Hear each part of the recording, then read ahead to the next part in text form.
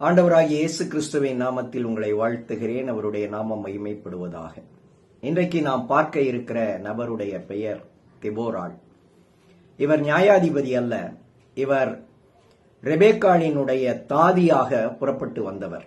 ஆதியாகமம் 24 அதிகாரம் 59 வசனத்தில் ஒரு தாதியுடன் ரெபேக்காளை அவருடைய பெற்றோர் ஈசாக்கை மணமுடித்து வாழ அனுப்பி வைத்தார்கள் என நாம் வாசிக்கிறோம். அங்கே இவரது பெயர் இல்லை.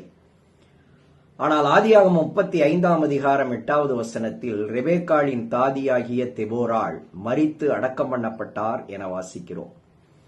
எவ்வளவு ஆண்டுகள் என நம்மால் மிக துல்லியமாக கணித்து சொல்ல முடியவில்லை. ஆனால் தன்னுடைய வாழ்க்கை முழுவதையும் ரெபேக்காளுக்கு உதவி செய்வதற்காக, ரெபேக்காளின் பிள்ளைகளை கவனித்துக் கொள்வதற்காக, ரெபேக்காளோடையே இருந்து வாழ்வதற்காக அர்ப்பணித்தவர் தெபோராள். அதனால்தான் மரணத்தின் போது அவருடைய பெயரும் அவருடைய மரணமும் பதிவாகி இருக்கிறது.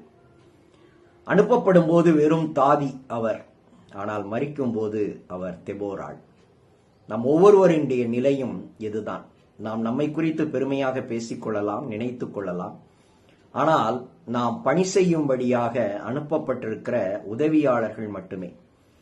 அதை நாம் விளங்கி நம்முடைய பணியை உண்மையாய் கடின உழைப்போடு செய்வோமானால் நமக்குரிய பாராட்டு கடவுளால் கிடைக்கும்.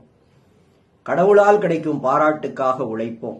மனிதர்கள் நமக்கு தரக்கூடிய தற்காலிக பாராட்டுக்களை முன்னிலைப்படுத்தாமல், விரும்பாமல், அவைகளை பெருமையாக எண்ணிக்கொள்ளாமல் இருப்போம்.